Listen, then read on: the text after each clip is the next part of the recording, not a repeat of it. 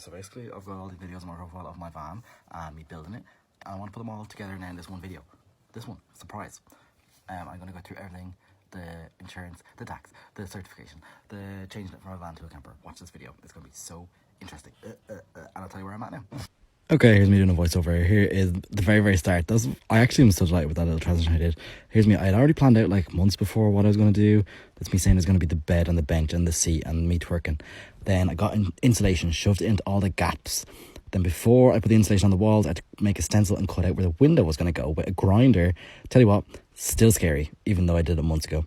But it was really fun learning experience, and because I did that first, it made me less scared to do everything else, and it was quite easy, to be honest. Like, genuinely, if you have a grinder, you can just do it yourself.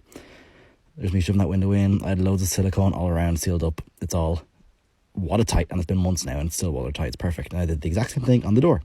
Then I got this silver insulation, and as well as being like a insulation, it's also like a vapor barrier, so it keeps water in or out, whatever.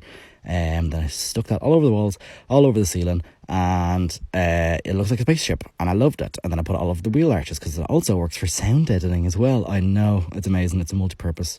Then here's the spaceship.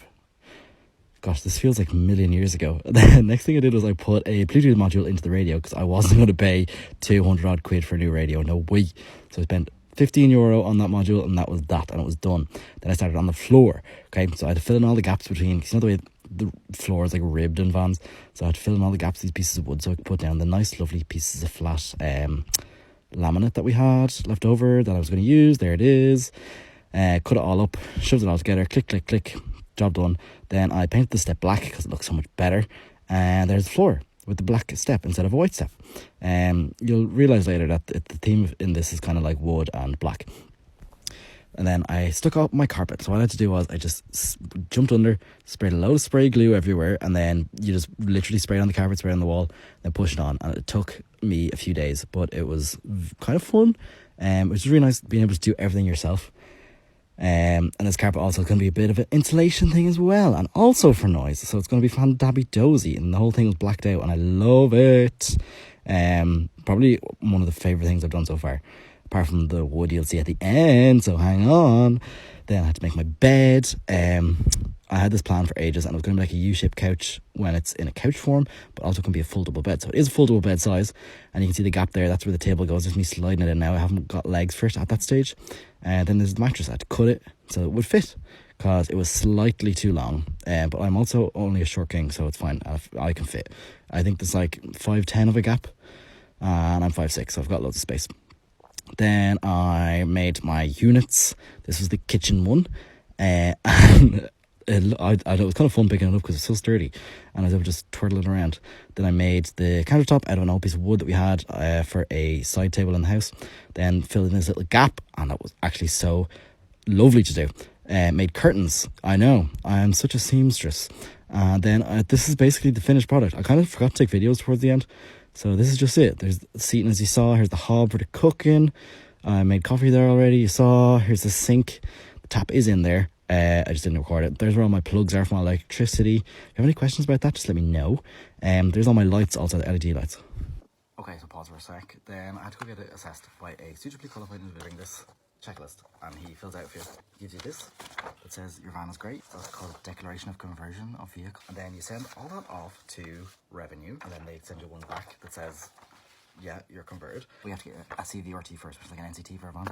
And then yeah, and then that's all the bits done, kind of, okay? And you have to pay your first tax. You can't pay for tax unless you have insurance, but you also can't get insurance unless you have tax. Yeah, I know. So you have to do your insurance, get it all the way up to paying for it, then you pay for it, and then you have your insurance thing, but they won't give you the disc unless you send them your logbook. You can't get your logbook unless you pay for your tax. You can't get the tax unless you have insurance. Then you have your insurance without the disc, but then you can pay for tax then because you have insurance, and then you get your logbook seeing as it's a new vehicle. So get it assessed, get it insured, pay for it, won't get your insurance disc, then you tell the tax people you've got insurance, then they will give you your logbook, then you can give your logbook to the insurance company, and then the insurance company will send you out your disc. I know. And just keep copies of everything, because as you can see now, the stuff that I'd sent to the tax people was basically just the same stuff all over again. This RF111 is really important. And this is all the stuff you have to send off or for the insurance. So CVRT, so you pass that, the cover letter, so why the van wasn't on the road, picture front, back, sides, show that you can get through to the front so it's not blocked off, show that your gas bottle is secure, proof of address, my report saying it was officially a vehicle that is converted, insurance stuff. But basically that's all the insurance people need. Bad vibe Monday, okay. I'm driving to college, everything's fantastic, I'm loving life, look at me, I'm the big tall man in the big van. I can't change gears, I'm stuck in 6th.